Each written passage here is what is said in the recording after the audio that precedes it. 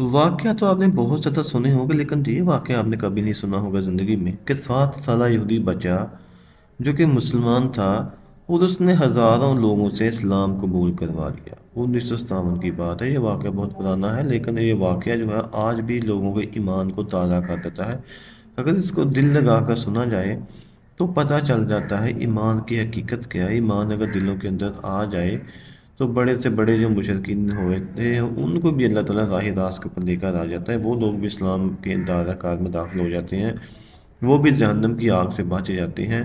तो ऐसा ही जब वाक़या रूनुमा हुआ जिसको आप हम आपको सुनवाते हैं, बहुत ही प्यारा वाक़या है, इसको मिस मत करना एंड तक। फैला हुआ है कि मुसलमानों को दहशतगर्दी की सिफ्त में लेकर आ रहे हैं कि ये लोग जो वहशियाना तौर पर काम करते हैं, ये स्वॉर्ड की नोज़ के ऊपर या तलवार की नोज़ के ऊपर जिन लोगों ने दूसरों से इस्लाम कबूल करवाया है, ये खुद नहीं होता है। इस्लाम मज़हब जो है वो एक अच्छा मज़हब नहीं है।